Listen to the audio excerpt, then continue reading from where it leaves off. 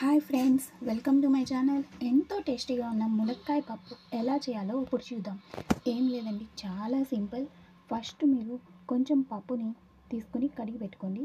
చూడండి, ములక్కాయలు ఎంత బాగుంటాయంటే మామూలుగా ఉండదండి, చాలా హెల్దీ కూడా. మీరు వారానికి ఒక్కసారైనా ములక్కాయ కానీ ములగాకు కానీ తెచ్చుకుని చేసుకుని తినండి. చాలా healthy recipe and very tasty. Sambar కాదు, ఒక కప్పు పప్పు తీసుకోండి. ఫస్ట్ అయితే మీరు ఒక కప్పు పప్పు తీసుకుని కొంచెం హాఫ్ అన్ అవర్ 1 అవర్ ముందు నానబెట్టి పెట్టుకున్నారంటే తొందరగా అయిపోతుంది. ఇలా ఇగో చూడండి, వాటర్ వేసి ఇలా కడిగేసి కుక్కర్లో అయితే పెట్టేశాను. ఫస్ట్ ఒక పప్పు మాత్రమే నేను పెట్టుకుంటున్నానండి, అన్నీ కలిపి పెట్టుకోవట్లేదు. మీకు వీలైతే అన్నీ కలిపి పెట్టేసుకోండి. పప్పుని ఇలా 4-5 విజిల్స్ వచ్చేసిన తర్వాత ఇలా పప్పునైతే మెత్తగా మెదుపుకోండి. పప్పు మెదుపుకున్నాక మీకు పసుపు, ఉప్పు, కారం, ఇంకా ఉప్పు అయితే వేయలేదండి, ఉడకదు కదా, అందుకని కారం మీకు సరిపడినంత కారం వేసుకోండి. టమాటాలు, పచ్చిమిర్చి,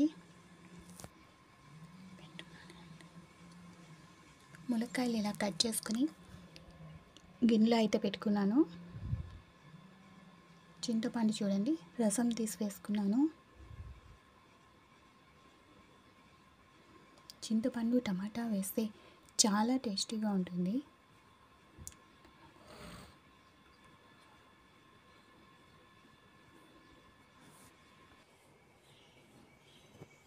ఇలా ఉడికిపోయినాక మొత్తం అన్నీ ఇలా మిక్స్ చేసేసుకోండి. ములక్కాయలు అలా సపరేట్గా పెట్టుకుంటే మంచిగా బాగా ఉడుకుతాయి. అన్నీ కలిసిపోయి మెత్తగా అయిపోకుండా మనం మెదుపుకోవడానికి చాలా బాగుంటుంది. కుక్కర్లో అయిపోయినాక తర్వాత ఇలా అయితే కళ్ళుప్పునైతే వేసుకోండి. తర్వాత కొద్దిగా మరుగుతున్నప్పుడు ధనియాలు, జీలకర్ర పౌడర్ అయితే వేసాను నేను.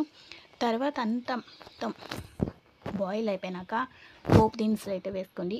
ఆవాలు, కొద్దిగా జీలకర్ర, ఎండుమిర్చి, కరివేపాకు, ఇంగువనైతే నేను యూస్ చేస్తున్నా. ఇంగువ చాలా మంచి టేస్ట్ ఉంటుంది, అలాగే హెల్త్కి కూడా చాలా మంచిది యూస్ చేయడం వల్ల. పోపు అంతా అయిపోయినాక నేను వెల్లుల్లిపాయలు, ఉల్లిపాయ అయితే యూస్ చేయలేదు, కార్తీక మాసం అని. మీకు కావాలంటే వేసుకోండి. ఇలా అంతా అయిపోయినాక పప్పుచారు, ములక్కాయ పప్పు ఉడుకుతున్న దాంట్లో ఇలా పోపు పెట్టేసుకోండి. చాలా బాగుంటుంది. కుక్కర్లో పెట్టాం కాబట్టి తర్వాత కొంచెం సేపు స్టవ్ మీద పెడితే మంచి టేస్ట్ వస్తుంది. తర్వాత స్టవ్ మీద పెట్టుకొని కొంచెం సేపు బాయిల్ చేసుకోండి. ఎంతో వేడి వేడి ములక్కాయ పప్పు రెడీ అండి. ప్లీజ్ లైక్ చేయండి, సబ్స్క్రైబ్ చేయండి. Thank you for watching.